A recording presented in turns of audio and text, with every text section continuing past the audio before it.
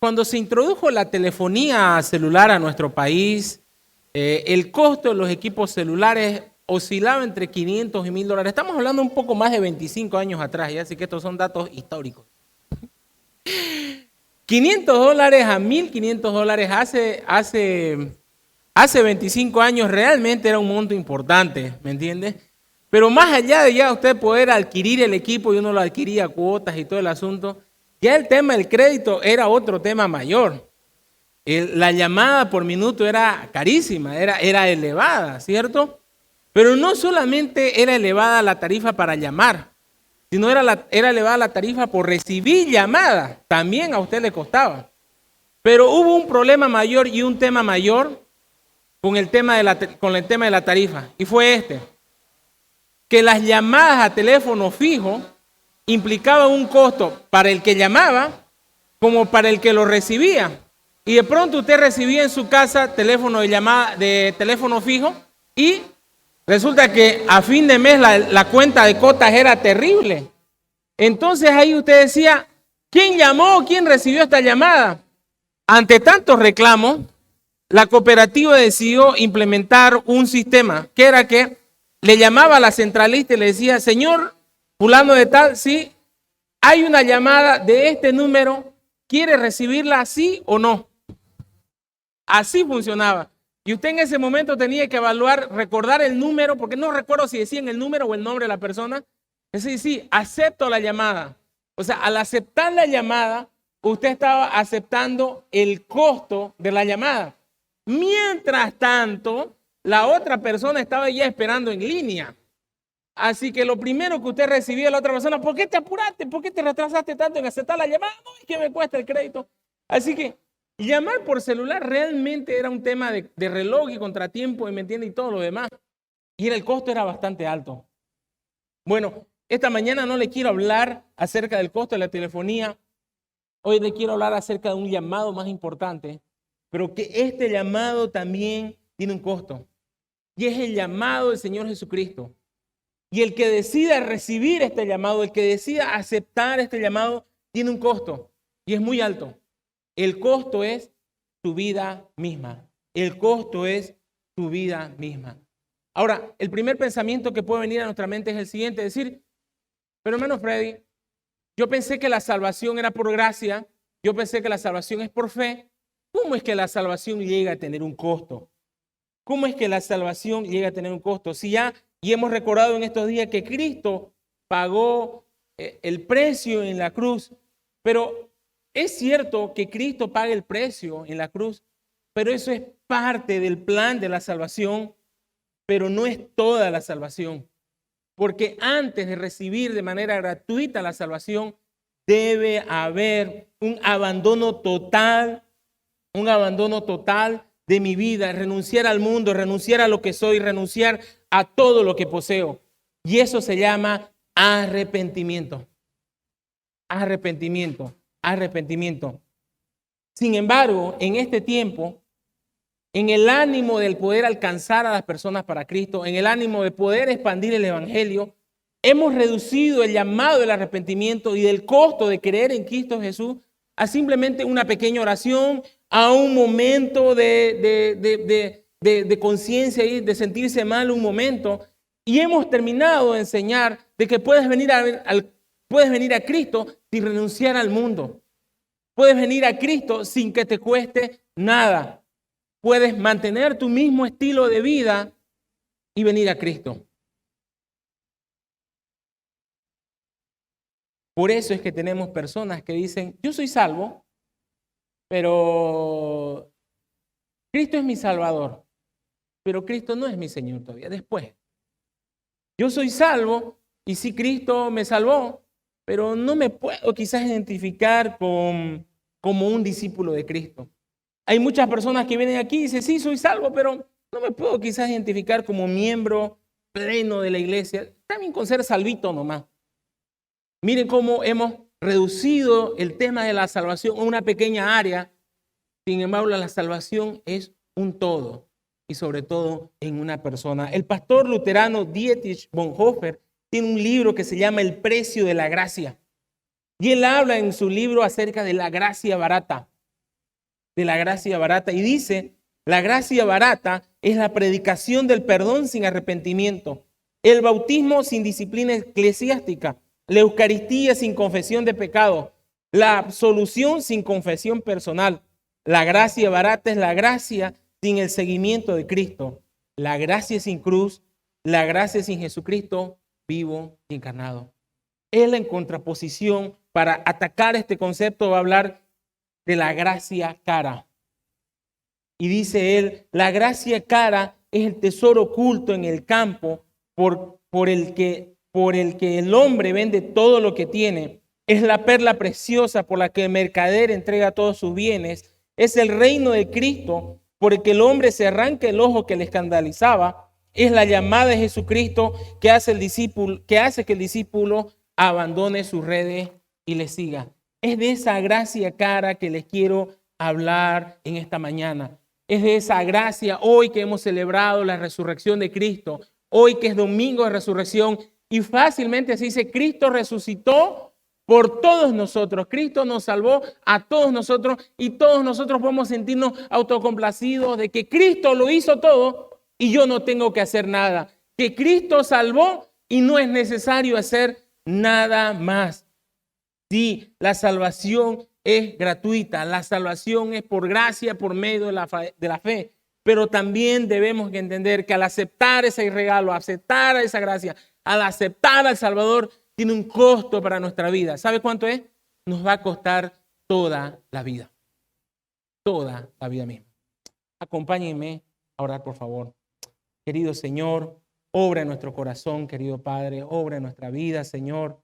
Te pedimos, Padre, Señor, que miremos este tesoro de la gracia como algo invaluable en nuestra vida, Señor. Y que miremos nuestra vida, Señor, y miremos la inmundicia, Señor, que ello hay, Señor. Y abandonemos, Señor, la inmundicia y corramos hacia el tesoro que es Cristo, Señor. Lo único valioso verdaderamente en este mundo, Señor. Obra en nuestros corazones, Señor.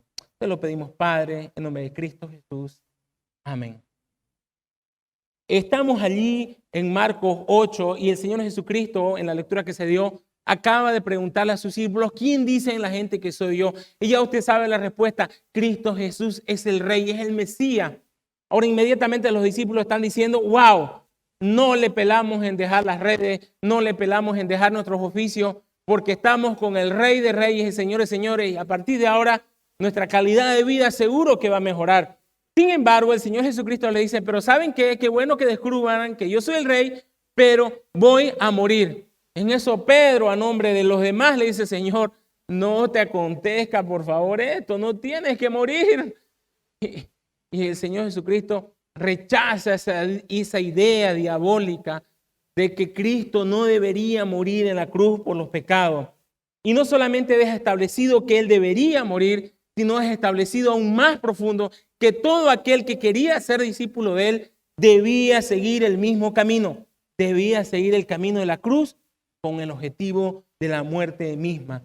Y es por eso que luego de que esta charla, que parece primero íntima, porque Él le pregunta a sus discípulos más cercanos, ¿quién dice la gente que soy? Y en ese momento el Señor Jesucristo irrumpe todo y dice versículo 34, y llamando a la gente. Cuando dice gente allí, en realidad la palabra textual es allí un grupo de personas y la traducción quizá más correcta que la NBI, la LBLA y la NTV traducen es como multitud. Entonces cuando la Biblia habla de multitud, ya sabemos, y usted me escuchó decirlo muchas veces, piense arriba de 500 personas, 600 personas, y si piensa en 1000 personas está quizás en lo correcto. Esa es una multitud. Así que la invitación que va a hacer el Señor Jesucristo, el llamado que va a hacer el Señor Jesucristo es hacia toda la multitud. Dice, y llamando a la gente y a sus discípulos, los incluye a sus discípulos y les dice, si alguno quiere venir en pos de mí, niéguese a sí mismo, tome su cruz y sígame. Antes de considerar el costo, ya hemos dicho que Él llamó a todos. Él llamó a todos.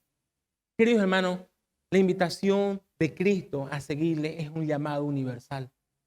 Es un llamado para todo tipo de personas, para todo tipo de edades. El Señor Jesucristo llama a todas las personas. Pero no es un llamado nuevo. Es el llamado que Adán y Eva no quisieron recibir en el huerto de Edén. Ellos no aceptaron el llamado de Dios de poder seguirle y vivir bajo su autoridad. Es el llamado que Israel recibió en el desierto una vez fue liberado del pueblo de Egipto. Allí en Deuteronomio capítulo 13, versículo 4. Fíjese cuán similar es lo que acaba de decir el Señor Jesucristo. Y ya estaba allí en Deuteronomio. En pos de Jehová nuestro Dios andaréis. A él temeréis, guardaréis sus mandamientos, escucharéis su voz, a él le serviréis y a él le seguiréis. 2 millones aproximadamente de israelitas recibieron este llamado. Sigan a Jehová cada día, escuchen su voz cada día, sirvan a él cada día y síganle cada día. ¿Saben qué? Y estuvimos haciendo el devocional de Éxodo esta semana, ¿cierto? En la iglesia. ¿Cuántas personas de esos 2 millones recibieron el llamado? Solo una. Solo una persona. Allí en Números capítulo 14, versículo 24, el Señor dice, pero a mi siervo Caleb, por cuanto hubo en él otro espíritu y decidió ir en pos de mí, yo le meteré en la tierra donde entró y su descendencia tendrá la posesión. Tenemos que llegar a Números capítulo 14, versículo 24, para ver la primera persona del pueblo de Israel que dice, sí, yo seguí al Señor, yo fui tras de él. Y esa es la invitación de la que el Señor está hablando nuevamente hoy a través de su palabra. Ahora sí, consideremos el costo de recibir esa llamada, el costo de recibir esa llamada. Lo primero que tenemos que entender es que si queremos recibir esa llamada del Rey, del Salvador, debemos renunciar a todo por Cristo. Debemos renunciar a todo por Cristo. Ahí el texto de la palabra del Señor dice, el que quiera ser mi discípulo, el que quiera venir en pos de mí, niéguese a sí mismo. Niéguese a sí mismo. ¿Qué significa esto? Significa renunciar por completo a mi ego, a mi yo, a lo que soy. Una renuncia total. No debo pensar de que Cristo es algo que se debe adicionar a mi vida. Cristo es algo que adiciono. Estaba bien mi área laboral, estaba bien mi área familiar, y entonces me faltaba algo y parece que es Cristo y lo adiciono. Es todo lo contrario. Miro toda mi vida, rechazo y renuncio a todo lo que soy, a todo lo que tengo y abrazo únicamente a Cristo. ¿Qué es la primera cosa que debemos renunciar y negar a nosotros mismos? Debemos renunciar a nuestro propio sistema moral. A nuestro propio sistema moral. Todos aquí son teólogos. Todos. Todos tienen un sistema moral. Todos tienen en su mente cómo llegarán a alcanzar la salvación. Todos en su mente tienen una idea de cómo servir a Dios. R.C. Sproul dice, todos somos teólogos. La pregunta es si somos buenos o malos teólogos. ¿Cómo es que tengo que renunciar a mi sistema moral? ¿Acaso usted me conoce? ¿Acaso usted sabe que hay algo mal en mí? ¿Cómo lo sabe? Usted no me conoce. David, en el Salmo 51, que es una de las oraciones más preciosas en cuanto a reconocer el pecado, deja en claro y establecido la condición humana de cada persona. Allí en el Salmo 51, versículos 3 al 5, dice, porque yo reconozco mis rebeliones y mi pecado está siempre delante de ti. Contra ti solo he pecado y he hecho lo malo delante de tus ojos, para que seas reconocido justo en tu palabra y tenido por puro en tu juicio. Versículo 5, he aquí, en maldad he sido formado y en pecado me concibió mi madre. No que David hubiera sido un hijo ilegítimo, no que David no supiera quién fue su padre o fue producto de alguna situación extraña, sino que David reconoce que ha heredado una ADN pecaminoso desde Adán. Y lo único que David está reconociendo en este salmo es, esto es lo que soy yo. Soy un hombre pecador. Se acercó un joven rico del cual más adelante vamos a hablar. Le dijo, maestro bueno, ¿qué debo hacer para heredar la vida eterna? Y el Señor Jesucristo responde, no hay nadie bueno, solo Dios. No hay una sola persona en este mundo que se pueda parar delante de la palabra de Dios y pasar el examen. Todos debemos renunciar a nuestro sistema moral. Debemos renunciar a ese título que nos ponemos de soy bonito y por bonito Dios me va a recibir. No, no es bueno. Pregúntele a su esposo, pregúntele a sus hijos, pregúntele a sus vecinos quizás. No, no es bueno. Y debe renunciar a eso. Pero también negarse a sí mismo debe implicar renunciar a mis pasiones. Renunciar a mis pasiones, a lo que más ama mi corazón. En el pasaje paralelo, en Lucas capítulo 14, versículo 26, 27, hay uno de los pasajes más claros que apunta a esto. Allí dice, versículo 26, si alguno viene a mí y no aborrece, fíjense que no dice su pecado, su borrachera, su codicia, dice, no aborrece a su padre y madre, mujer e hijos y hermanos y hermanas, y aún también su propia vida, no puede ser mi discípulo. Este versículo realmente es incómodo para muchas personas. No puedo creer que Dios, que sea amor, que Dios que quiere formar y transformar las familias, diga esto en su palabra, pero lo dice. Lo dice porque si anteponemos nuestra familia, si anteponemos nuestra esposa, si anteponemos nuestros hijos al seguir a Cristo, estamos diciéndole Cristo, lo número uno en mi corazón es mi esposa, mi relación, mis hijos, y luego tú eres el número dos. Dios no acepta el segundo lugar, no merece el segundo lugar. Dios merece ser la primera pasión de nuestro corazón. Y usted debe considerar esto. ¿Qué es lo que más ama? ¿Qué es lo que más ama su corazón? Y preguntarse si realmente ama al Señor o ama más profundamente eso. Por eso es que Pedro, pescador de generaciones y generaciones, cuando decidió seguir al Señor Jesucristo, dejó sus redes.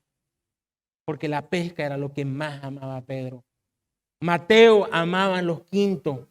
Por eso fue traidor a su nación y se sentó a la mesa de los impuestos para cobrar dinero, servir a los romanos y enriquecerse. Pero cuando el Señor Jesucristo lo llamó, Mateo dejó la mesa, dejó el dinero y empezó a seguir al Señor. Y es por eso que este joven rico que le dijo al Señor Jesucristo, maestro, bueno, ¿qué debo hacer? Fíjense que el Señor Jesucristo no le dijo en ese momento, sígueme, sino entendiendo que lo que más amaba a este joven rico eran sus posesiones, les dijo, vende primero todo lo que tienes. Porque eso era lo que más amaba. No vas a poder ponerme en el trono de tu corazón si antes no desechas el amor que tienes por el dinero. Fíjense que no le estaba enseñando que la salvación era por obra. No le estaba diciendo, si regalas tu dinero a los pobres serás salvo. Sino le estaba poniendo el requisito, el costo de la salvación. Te va a costar todo tu dinero. Pero si me sigues y escuchas mi palabra cada día y estás conmigo cada día, serás salvo. Pero primero tienes que abandonarlo todo, renunciar a todo. Este joven rico se fue, abandonando al Rey de Reyes y Señor de Señores, al Dios eterno, porque amaba más. Les digo una cosa, en el entierro de este joven no fue enterrado con su dinero.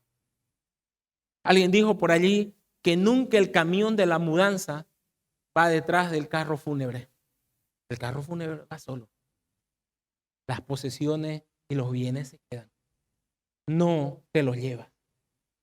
No te los llevas. Debo renunciar y negarme a mí mismo. Y eso significa renunciar a mi sistema moral, renunciar a mis pasiones. Significa renunciar a mis planes y sueños.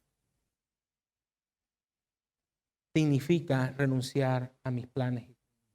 Pablo, un hombre criado en el sistema religioso, recibiendo la mejor educación posible. Trabajó arduamente para ser el mejor discípulo del maestro más reconocido de ese tiempo, Gamaliel. Y Pablo lo logró. Pablo logró ser reconocido en medio de una sociedad. Pablo se hizo un nombre. Era tan respetado Pablo porque no solamente era judío, sino era romano. Así que en medio de las dos nacionalidades, el imperio romano y el imperio judío, Pablo era un hombre reconocido, era un hombre poderoso.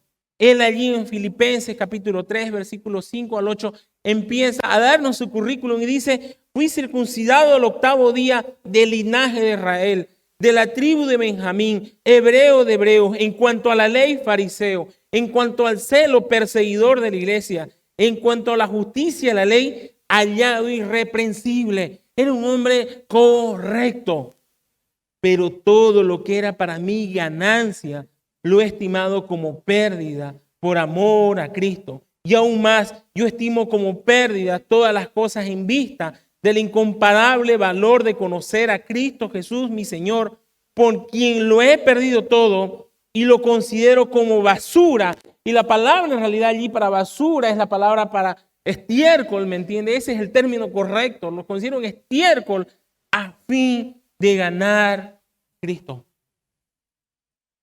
Pablo llama a todo lo que había alcanzado basura, con el único fin de alcanzar a Cristo. Yo no sé cuál es en lo que usted ha estado empeñando su vida y su fuerza, pero si no tiene una vida consagrada al Señor, si usted realmente no está ardiendo en amor por el Señor, es porque el Señor no es la pasión número 1 de su corazón.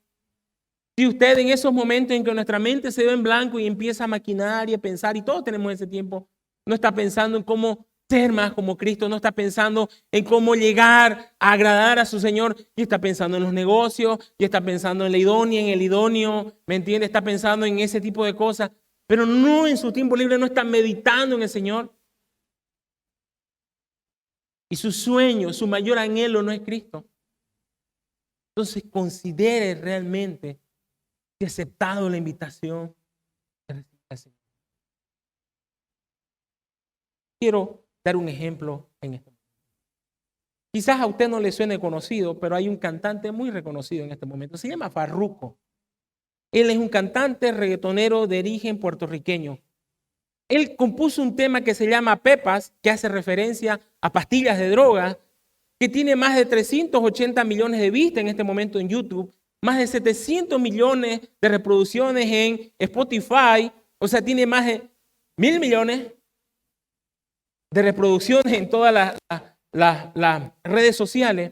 La revista americana Time, siendo que esta es una canción en español, en su ranking de finales de 2021, la puso como la canción número 1 por sobre muchas canciones de habla inglesa, algo que muy pocos artistas de habla hispana han logrado concebir. Entonces este hombre realmente está en el pico máximo de su carrera. Sin embargo, en febrero de este año, en una presentación pública, en un concierto, rompió en llanto y empezó a dar y hablar y contar su testimonio.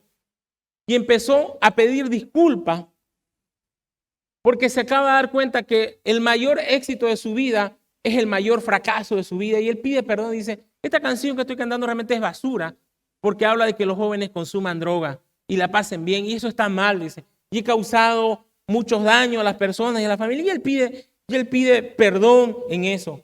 Pide perdón en eso. Y ahí más dice: ya no voy a volver a cantar este tema. Y fue titular de todos los diarios, el cantante del momento.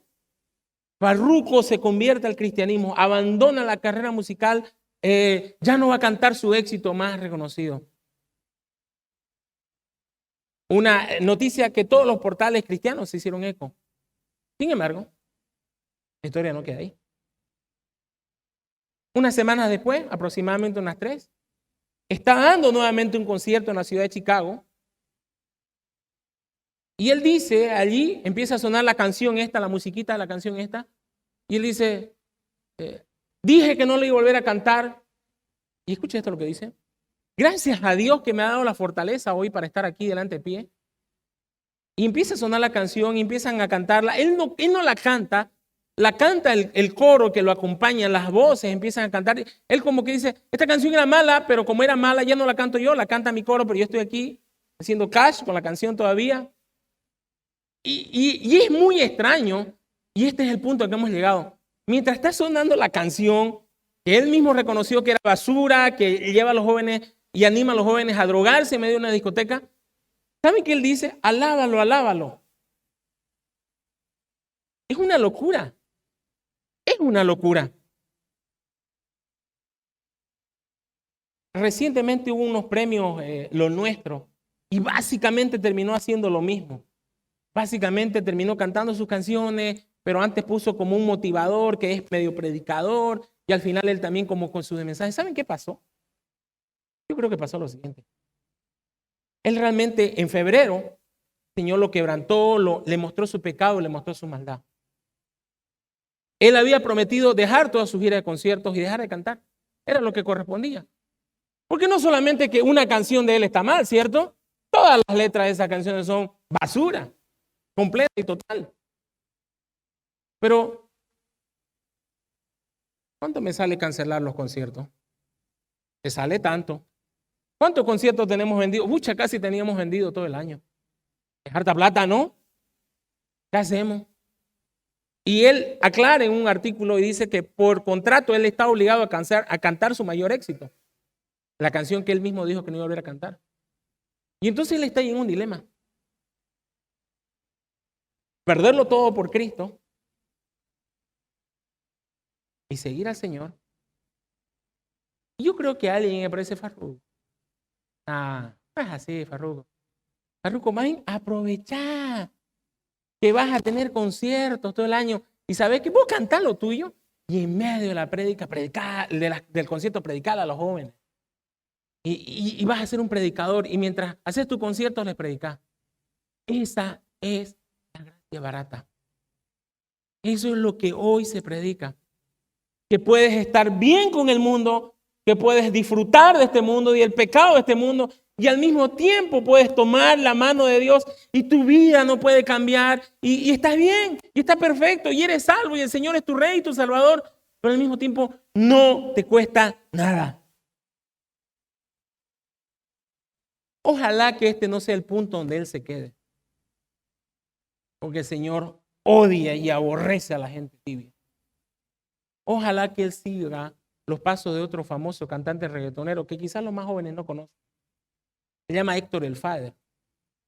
Y justamente se llama el Father porque es el padre de todos estos que hoy son famosos. Él fue uno de los precursores de género. Cuando él pasó por este proceso, él verdaderamente dejó todo su concierto. Y él en una entrevista dice, perdí millones por cancelar un año de concierto en gira.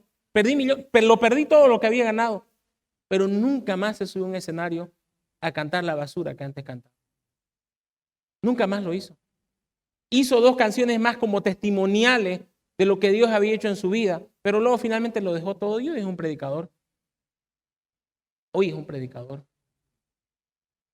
Ojalá que este Farruko pueda tomar ese camino y pueda realmente entregar por completo. Allí en Lucas capítulo 14, pasaje paralelo que hace un momento les mencioné acerca de esto, el Señor Jesucristo habla acerca de considerar el costo antes de seguirle. Fíjense que el Señor Jesucristo nunca se emocionó al ver una multitud que le iba a seguir. Nunca dijo, wow, la campaña evangelística está buenísima, todos están viniendo acá. ¡Uy! Si no más momento, alto allí, stop, piénsenlo bien. Allí en Lucas capítulo 14, versículo 28 dice, porque ¿quién de vosotros, deseando edificar una torre, no se sienta primero y calcula el costo para ver si tiene lo suficiente para terminarla? No sea que cuando haya echado los cimientos y no pueda terminar, todos los que lo vean comienzan a burlarse de él, diciendo, este hombre comenzó a edificar y no pudo terminar. O que rey cuando sale al encuentro de otro rey para la batalla, no se sienta primero y delibera si con 10,000 hombres es bastante fuerte como para enfrentarse al que viene contra el que viene con 20,000. Y si no, cuando el otro todavía está lejos, le envía una delegación y pide condiciones de paz. Versículo 33 y conclusión dice, así pues, cualquiera de vosotros que no renuncie a todas sus posiciones no puede ser mi discípulo. El Señor Jesucristo muchas veces le dijo, antes de decidir emocionarse y seguir a mí, antes de venir en pos de mí y ser mi discípulo, piensen el costo, consideren el costo. Queridos hermanos, eso debe cambiar nuestra forma de compartir el Evangelio. Debemos predicar acerca del arrepentimiento, pero debemos explicar un poco más qué significa arrepentimiento. Que muchas veces, como dije al principio, termina de ser, siéntate mal por un momento. Y ya está. El arrepentimiento es reconocer todo lo que soy, todo lo que tengo, reconocer todos los planes que tenía, decir, cancelado. Me rindo al señorío de Cristo y tengo que dejarlo todo. Pero, hermano Freddy, así no vamos a llenar la iglesia. Eso no está muy marketinesco. No estamos para llenarle. El Señor no estaba para tener miles de seguidores, pero el Señor estaba para tener discípulos auténticos y fieles y que le amaran a Él y le siguieran. Porque en el día del juicio final, Dios va a separar a los que pagaron el costo de los que no pagaron, de los que verdaderamente se entregaron a Él. Primer paso para recibir esa gracia del Señor que es obtenida en la cruz del Calvario es renunciar a mí mismo, renunciando a todo. El segundo paso es abrazando el rechazo y la muerte. Esto es cuando el Señor dice, tome su cruz, tome su cruz. Si alguno quiere venir en pos de mí, niéguese a sí mismo y tome su cruz. ¿Qué significa la cruz? Para nosotros hoy al presente, un artículo religioso, un artículo decorativo, un adjetivo cuando estamos diciendo que algo está muy pesado sobre nosotros y a veces dice, hoy tengo esta cruz, es este problema, tengo esta dificultad. Pero el sentido original, los discípulos que estaban y las personas que estaban escuchando en ese tiempo lo tenían muy claro.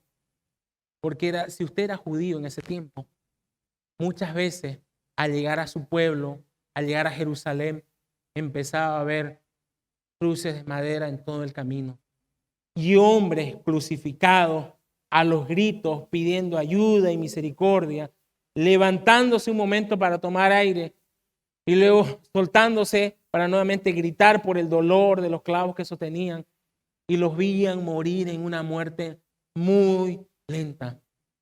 Este sistema de la crucifixión realmente fue una máquina de asesinato diseñada no para matar rápidamente, sino para matar extendidamente.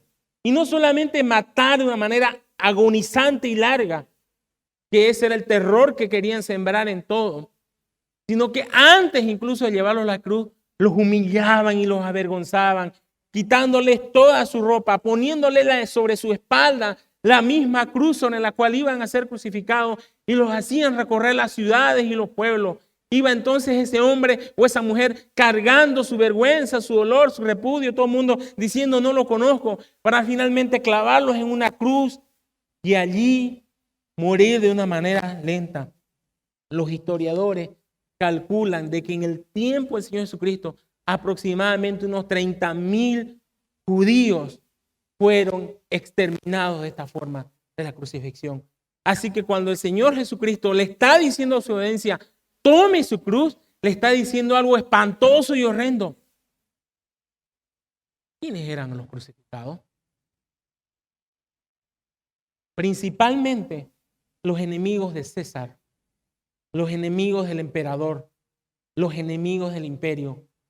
Cualquier opositor político que osaba reclamar su pueblo, su nación, defender su patria, inmediatamente, para evitar de que eso se arme una revuelta, era tomado y crucificado, para que quede claro que todo aquel que se levantara contra César debía morir. Y el Señor Jesucristo, en el contexto de esta conversación, les dice, Ahora que ustedes saben que yo soy el Rey de Reyes y Señor de Señores, y ustedes desean seguirme, déjame decirles algo. Si yo voy a ser su único Rey, si yo voy a ser su único Señor, entonces deben negar el señorío de todo otro rey y otro reino. César era considerado un dios. La gente debía doblar su rodilla ante los símbolos de César. Creaban estatuas y esfinges, y aquel que no se arrodillaba ante esa estatua, ante ese símbolo, inmediatamente venía un soldado romano y se lo llevaba para ser muerto y crucificado. Mucho más adelante el Señor Jesucristo un poco aclara este punto y les dice en Juan capítulo 15, versículo 18 al 20, si el mundo los aborrecen, sepan que a mí me ha aborrecido antes que ustedes. Si ustedes fueran del mundo, el mundo amaría lo suyo, pero el mundo los aborrece porque ustedes no son del mundo, aun cuando yo los elegí del mundo. Acuérdense de la palabra que les he dicho, el siervo no es mayor que su Señor.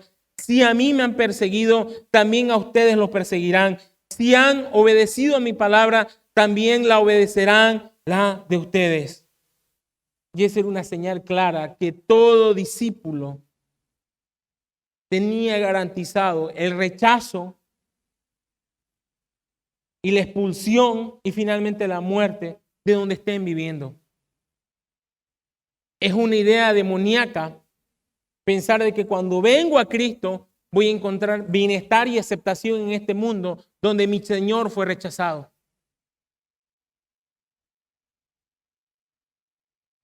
Seguir el camino de Dios, seguir el camino del Señor, siempre implicó un costo.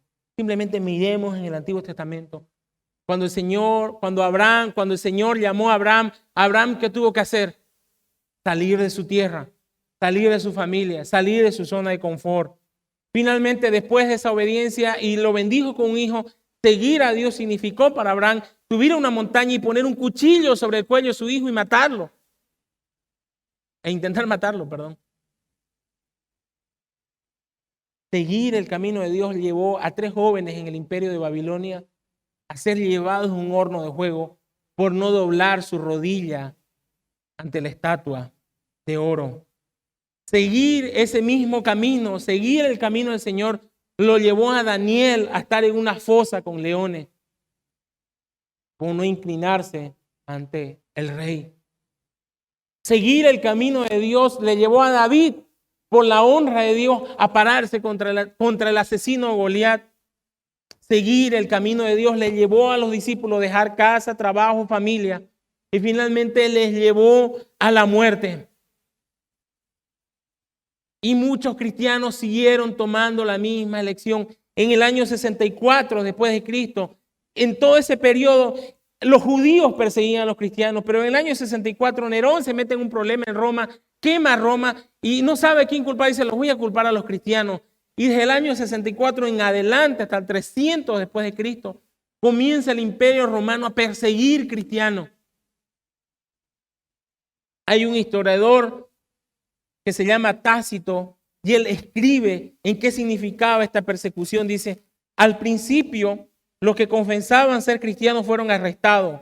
Luego con la información obtenida de ellos, o sea, eran torturados, cientos fueron convictos. Mas por sus creencias antisociales que poner por fuego, en su muerte fueron encarnecidos. Eran cubiertos con pieles de animales salvajes. Fueron despedazados por perros, crucificados o quemados. De modo que cuando caía la oscuridad, ellos ardían como antorchas en la noche. Nerón abría sus jardines para este espectáculo y daba una función en el estadio donde se mezclaba con la multitud o se paraba en un carro vestido de auría. Como resultado, aunque eran culpables de ser cristianos y merecían la muerte, dice este historiador, la gente comenzó a tenerles lástima porque se dieron cuenta que eran masacrados, no por el bien público, sino por satisfacer la manía de un emperador. Y luego vinieron otros emperadores y hasta el año 300 después de Cristo, la masacre contra los cristianos no paró. Seguir a Cristo era firmar básicamente la sentencia de muerte. ¿Qué pasó en el año 300? El imperio romano adopta el cristianismo como religión y hay aproximadamente unos 100 a 150 años donde el cristianismo descansa. Pero fue un breve momento, porque inmediatamente el Imperio Romano, mediante la religión y el poder político que ya tenía, se convierten en un imperio que asola toda Europa y que dura más de 1300 años. Durante hasta por lo menos 1820, fíjense, desde el 450 hasta 1820, el sistema religioso de ese tiempo romano perseguía a los verdaderos cristianos, aquellos que se osaban a tener una Biblia, aquellos que se osaban a traducir un texto, aquellos que se levantaban y decir, no se está enseñando la palabra de Dios, se está utilizando el nombre de Dios, hermano. Esas personas eran perseguidas. Lutero y compañía fueron perseguidos el año 1500 hasta el año 1800, hasta que finalmente en el año 1800 cae todo el imperio romano. Así que de 1820 al 2020 tenemos en realidad 200 años, entre comillas, el que el cristianismo no ha sido perseguido ferozmente, por lo menos en la parte occidente de Europa y en todo el continente americano. Fíjense, desde la crucifixión de Cristo, solo hubo un periodo entre el año 300 y 450, 150 años. Y desde 1800 hasta el presente, solo en cierta parte del mundo el cristianismo no ha sido perseguido. Para el resto del mundo, estoy pensando en el Oriente Medio, en todo el Asia, en todo el continente africano, nunca ha cesado de perseguir la persecución contra cristianos. Solo en el siglo XX se calculan que han sido asesinados unos 45 millones de cristianos. Solo en el siglo XX. Según la organización misionera Puertas Abiertas, y calcula este dato muy específicamente, dice, en el año 2020, 13 cristianos fueron asesinados cada día en el mundo. 13 creyentes cada día en el mundo. 91% de estas muertes se han dado en el continente africano. Sin embargo, ¿saben qué? A pesar de que en el continente africano, donde más ferozmente se está atacando a los cristianos, es donde más está creciendo el cristianismo en el mundo. Querido hermano, usted puede decir, me salvé. Menos mal que soy cristiano aquí donde gozamos de libertad religiosa. Pero déjeme decirle algo. Si usted ha depositado su fe en Cristo, si usted ha confiado en el Señor, si usted ha renunciado a todo lo que es y dice tener fe en el Señor, su fe va a ser probada y debe ser probada. En 1 Pedro capítulo 1, versículos 6 y 7 dice, esto les causa gran regocijo aún cuando les sea necesario soportar por algún tiempo diversas pruebas y aflicciones. Pero cuando la fe de ustedes sea puesta a prueba como el oro, habrá de manifestarse en alabanza, gloria y honra el día que Jesucristo se revele. El oro es perecedero y sin embargo se prueba en el fuego, y la fe de ustedes es mucho más preciosa que el oro. Queridos hermanos, el Señor Jesucristo en Juan capítulo 12, versículos 24 y 25 dijo, de cierto os digo, que si el grano de trigo no cae en tierra y muere, se queda solo, pero si muere, lleva mucho fruto. El que ama su vida la perderá, pero el que aborrece su vida en este mundo, la guardará para vida eterna. Queridos hermanos, ¿quiere usted recibir la corona de vida en el día que su Señor retorne? Antes de recibir la corona, debemos recibir la cruz. Porque sin cruz no hay corona. Y ese es el camino al cual nos llama el Señor Jesucristo a seguir. Dijimos que debemos renunciar a todo lo que nosotros somos. Dijimos que debemos abrazar el dolor y el rechazo, y eso significa la cruz. Finalmente el texto dice, niéguese a sí mismo, tome su cruz y sígame. ¿Qué significa esto? Seguir sirviendo a Cristo cada día. Seguir a Cristo cada día. Y usted me puede decir, ¿cómo es eso? Hoy vine a la iglesia, es domingo, sé que esta es la forma de seguir a Cristo, pero ¿cómo sigo a Cristo mañana? ¿Cómo sigo a Cristo el martes? ¿Cómo sigo a Cristo el miércoles? ¿Cómo lo hago? El Señor Jesucristo en Juan capítulo 10, versículo 27 dice, las que son mis ovejas y oyen mi voz y yo las conozco, ellas me siguen. ¿Qué hacen las ovejas? Cada día cuando se despiertan buscan al pastor, buscan escuchar su voz para que las guíe. El que acepta el llamado del Señor, cada día, por lo tanto, se acerca a su Señor y le pregunta, Señor, hoy, ¿qué hacemos? Hoy, ¿a dónde vamos? Señor, necesito tu guía y tu dirección. ¿Saben qué? Cuando el Señor nos llama, no nos da un programa y no nos dice, bueno, ahora que si eres creyente, bueno, esto te va a pasar hoy, esto te va a pasar mañana y esto te va a pasar después. No hay una guía. No hay un programa general que encontremos la palabra del Señor. El Señor requiere de aquellos que aceptan el llamado de seguirle, que cada día se acerquen a Él a recibir instrucciones. A recibir instrucciones. En Jeremías 10:23 dice, conozco a Jehová que el hombre no es señor de su camino, ni el hombre que camina es ordenar sus pasos. Cuando usted dice, sí, Jesús es el Rey y el Señor de mi vida, significa que Él tiene el derecho absoluto sobre su agenda.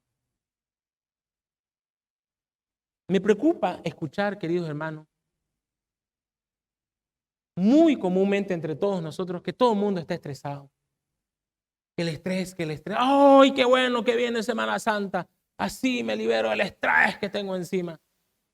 Hermano, en los que son más antiguos que yo, Semana Santa antes era el momento ideal y espectacular para predicar al Señor.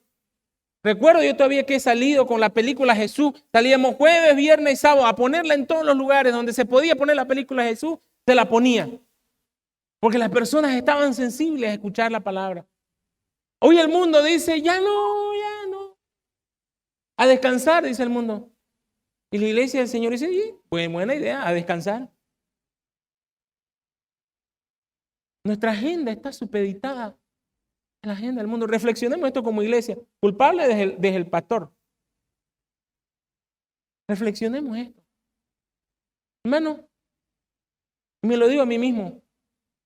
Si estamos tan estresados, si estamos tan cansados, ¿qué hacemos con por lo menos las 8 horas diarias que Dios ha provisto para cada uno de nosotros para que Dios cada día nos da descanso? Cada día hace que se oculte el sol, que salga la luna y el cielo se encapote de estrellas. ¿Para qué? Para que descansemos. Pero no descansamos. Ya usted verá en qué anda.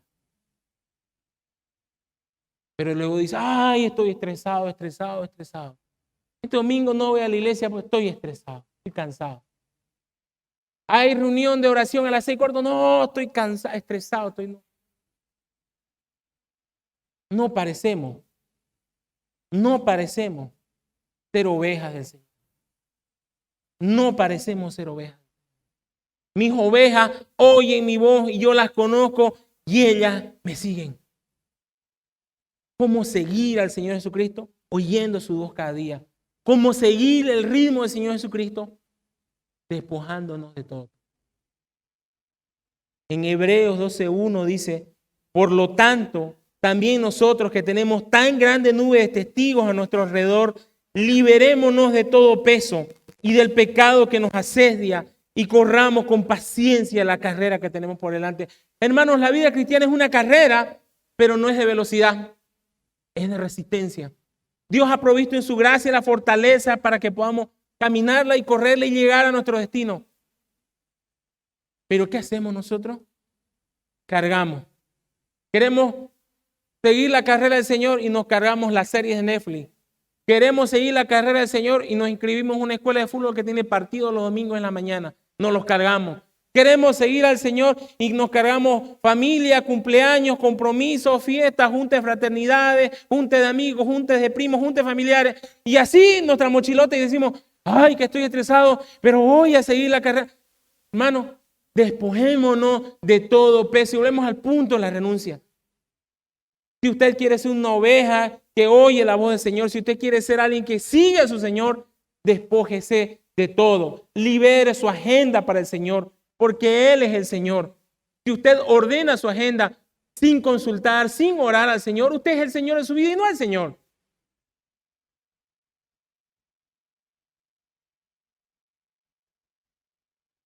Hace un momento dije, porque por aquí quizás hay alguna persona que no ha rendido su vida a Cristo.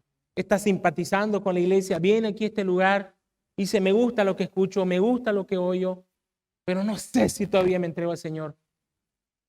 Como reflexión y como cosa que usted debe considerar el costo. Tiene que renunciar a todo, tiene que abandonar todo para venir al Señor. No sea como el joven rico que se fue amando su riqueza. Hoy no tiene su riqueza y está ardiendo en el infierno porque rechazó la invitación del Señor. A los que somos creyentes, espero que este mensaje le haya llevado a evaluar su caminar y su seguir con el Señor. Y evalúe si está pagando algún precio por seguir al Señor. Si su cristianismo no le cuesta nada a usted, no tiene ningún sacrificio de por medio, no ha renunciado a nada, sigue con sus mismos hábitos, su misma forma de ser, su misma, de lunes a viernes, su misma vida, considere llamarse cristiano y considere decir que usted está siguiendo. Oremos, por favor. Querido Señor, oh Padre, Señor, pedimos, Señor, perdón. Hoy en el día de tu resurrección, Señor, cuando tú te alzas en victoria, Señor, reconocemos y miramos nuestra vida, Señor, y vemos, Señor, muy poco sacrificio, muy poca entrega, Señor, muy poca oración, Señor, muy poca lectura, Señor, muy poco de nuestra vida rendida a ti, Señor. Nos avergonzamos, Señor. Nos avergonzamos al despreciar tu amor en la cruz, Señor. Cambia nuestros corazones, Señor. Llévanos a esa renuncia plena y total, Señor. Que dejemos de abrazar nuestro juguete, nuestra serie, nuestra vida, nuestra estima, nuestro ego, nuestro temperamento, Señor. Y solo abracemos a Cristo, su obra y su cruz, Señor. Y que estemos dispuestos, Señor, a que tú transformes y cambies todo, Señor. A que si tenemos que dejar trabajo, lo dejemos. A que si tenemos que cambiar de planes, lo dejemos. A que si tenemos que dejar amigos, lo dejemos, Señor. Por amor de tu nombre, Señor. Y aún más, Señor, si tenemos que dejar todo para entregarnos por completo tu servicio, Señor, que así sea en nuestra vida, Señor. Pero, Señor,